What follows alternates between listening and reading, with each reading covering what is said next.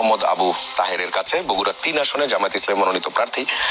প্রথমত যেটি জিজ্ঞেস করছিলাম আগেও, বিএনপি কি কি বিভ্রান্তি ছড়াচ্ছে বলে যে অভিযোগ করা হয়েছে, যে তৃণমূলে অথবা ভোটারদের দ্বারা দ্বারা যে বিএনপি বিভ্রান্তি ছড়াচ্ছে, এই যে একটা অভিযোগ, এই অভিযোগের আসলে ভিত্তিটা কি, এটা যেমন জানতে চাইবো। আরেকটা বিষয়ে, বগুড়ায় তারেক রহমানের জনসমাবেশ আছে, অর্থাৎ আপনি যেই আসন থেকে প্রার্থী হচ্ছেন সেই আপনাদের জেলায়ও তিনি যাচ্ছেন। ওই এলাকায় সাধারণত আমরা শুনে এসেছি বিএনপির ভোট ব্যাংক বলে এক ধরনের প্রচার করা হয়।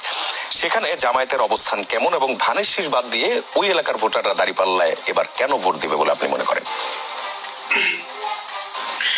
আপনাকে ধন্যবাদ, অসংখ্য ধন্যবাদ। আমি প্রথমেই পজিটিভ অ্যাপ্রোচে শুরু করি। আমাদের বগুড়াতে দীর্ঘদিন পরে বগুড়ার সন্তান জনাব তারেক রহমান সাহেব আসছেন, বিএনপির সম্মানিত চেয়ারম্যান। আমরা তাকে স্বাগত জানাই। বগুড়াবাসী সত্যই উজ্জীবিত তাকে রিসিভ করার জন্য। আমরা আশা করি তার সফরের মধ্য দিয়ে বগুড়াতে রাজনৈতিক সম্প্রীতি এবং আগামী নির্বাচনের ক্যাম্পেইনটা আরো উৎসবমুখর পরিবেশ হবে এবং বগুড়ার রাজনীতিতে আরো একটা গতি ফিরে আসবে বলে আমরা বিশ্বাস করি। আমরা ওয়েলকাম করছি, বগুড়া ৩ থেকে আমি তাকে ওয়েলকাম করছি। দ্বিতীয়ত, আপনি যেমনটি বলছেন, বিএনপি আমাদের বিরুদ্ধে যে সব ধরনের গুজব তৈরি করছে, নিয়ে আপনি যেমনটি বলেছেন, আমরা বিনয়ের সাথেই বলি, আমরা আশা করেছিলাম ফ্যাসিবাদ বিরোধী লড়াইয়ের পরে আমরা সবাই দেশের জন্য একসাথে কাজ করব, বাট আনফর্চুনেটলি আমাদেরকে এভাবে অ্যাড্রেস করা হচ্ছে, অনাকাঙ্ক্ষিত। আমি বিনয়ের সাথেই বলবো যে আমাদেরকে বলা হচ্ছে আমরা জান্নাতের টিকিট বিক্রি করে দিচ্ছি। তো আমি খুবই দৃঢ়তা বিনয়ের সাথে বলি যে না, আমাদের হাতে জান্নাতের টিকিট নেই এবং এ ধরনের কোনো বক্তব্য আমরা দায়িত্বশীল পর্যায়ে কোনো জায়গা থেকে দেওয়ার কোনো সুযোগই নেই। এ ধরনের কোনো আলাপ আমরা বিনয়ের সাথে খারিজ করি। এ ধরনের কোনো চিন্তার দৃষ্টিভঙ্গি আমাদের মাঝে নেই। আপনি জেনে থাকবেন আমাদের নারী কর্মীদের কি পরিমাণ হেনস্থ করা হচ্ছে এবং তাদেরকে আপনি সোশ্যাল মিডিয়ার মধ্য দিয়ে আপনি দেখেছেন কি পরিমাণ অশ্লীল কথা বলা হয়েছে।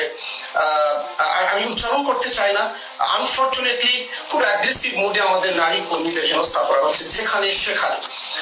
এরপরে আমাদের একটা বক্তব্য দেওয়া হচ্ছে যে আমরা বিকাশ নাম্বার নিয়ে নিচ্ছি, মানুষের কাছ থেকে বিকাশ নিচ্ছি। আপনি দেখেছেন সোশ্যাল মিডিয়াতে চট্টগ্রামে কি হয়েছে। গিয়াস কাদের চৌধুরী, সম্ভবত চট্টগ্রাম 4-এর প্রার্থী, এক্স্যাক্টলি আমি নামটি বলতে পারছি না, তিনি উইথ ডকুমেন্টস, তার নির্বাচন পরিচালনা কমিটি উইথ ডকুমেন্টস ভোটার হাদিয়া স্লিপ তৈরি করেছেন, ভোটার সম্মানী স্লিপ তৈরি করেছেন। No one is talking about this.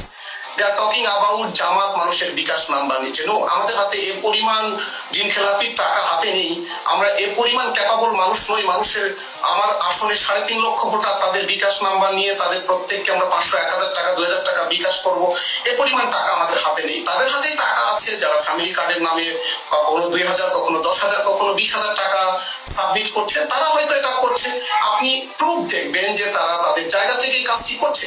তো আমরা জায়গা থেকে বলি যে ইন ইলেকশন কম্পিটিশন থাকবে। ইন ইলেকশন, আমরা ইলেকশন না করলে কি বিএনপির সাথে কেউ কম্পিট করতো না? কেউ কি তাদেরকে ডিফেন্ড করতো না? অবশ্যই করতো। বাট আনফর্চুনেটলি যাদের সাথে দীর্ঘদিন আমরা এক মঞ্চ শেয়ার করলাম, যাদের সাথে আমরা মিছিল শেয়ার করলাম, যাদের সাথে আমরা অনেক ত্যাগ তিতিক্ষা করলাম, তারা এখন এই অ্যাপ্রোচে কি পৌঁছে গেছেন যে আমরা ইলেকশন মাঠ থেকে সরে দাঁড়াবো, তাহলে তো সেই ফাঁসিবাদের দিকে আমরা যাত্রা শুরু করছি। আমরা বলি যে কম্পিটিশন থাকবে, we are ready to face any competition. এই ইলেকশনে আমরা বলেছি আমাদেরকে তুচ্ছ তাচ্ছিল্য করা হচ্ছে, যেখানে সেখানে বলা হচ্ছে যে ইলেকশন করতে হবে। আমার বগুড়াতে প্রকাশ্যে বলা হয়েছে, এখানে তখন আমাদের সাবেক মাননীয় প্রধানমন্ত্রী বেগম খালেদা জিয়া তিনি জীবিত ছিলেন, সেই সময় পরিষ্কার করে বলা হয়েছে এখানে তার এই দেশ থেকে নির্বাচন করতে পারবেন, জান্নাতবাসী করুন, তিনি বাংলাদেশের নেত্রী। তো তিনি কম্পিটিশন, আমি তার ব্যাপার, যেহেতু তিনি পৃথিবী ছেড়ে চলে গেছেন, তাকে তার প্রতি সর্বোচ্চ সম্মান রেখে বলছি যে এই ধরনের বডি অ্যাপিয়ারেন্স এখনো চলছে। দেখুন, আমি অনুরোধ করি যে এই ধরনের অ্যাপ্রোচ সবাইকে থাকতে হবে আমাদের পক্ষ থেকে যদি হয়। থার্ডলি, আপনি যেমনটি বলেছেন বগুড়াতে বিশেষ করে বিএনপির ঘাঁটি মনে করা হয়, আমরা কেমন কম্পিট করবো আপনি বলেছেন। আমরা খুবই বিনয়ের সাথে বলিটা করে 12ই ফেব্রুয়ারি রাত্রিতে ইনশাল্লাহ প্রমাণিত হবে যে বগুড়াতে যে রেটরিক ছড়ানো হয়েছে সেটি কতটুকু ঠিক। হ্যাঁ, আমরা অপোজিশনের, আমাদের সম্মানিত বিএনপি একটা বিগার পার্টি, তাদেরকে রেসপেক্ট করি, তারা তাদের জায়গা থেকে এখানে মরহুম শহীদ প্রেসিডেন্ট জিয়াউর রহমানের বাসা, আমাদের বিএনপি চেয়ারম্যান তারেক রহমানের বাসা, জাস্ট আমরা তাদেরকে অনার করি। বাট একই সাথে সময় চেঞ্জ হয়েছে, প্রজন্ম চেঞ্জ হয়েছে, চিন্তা চেঞ্জ হয়েছে, দৃষ্টিভঙ্গি চেঞ্জ হয়েছে। আমরা এই প্রজন্ম নির্বাচনের মাঠে আছি।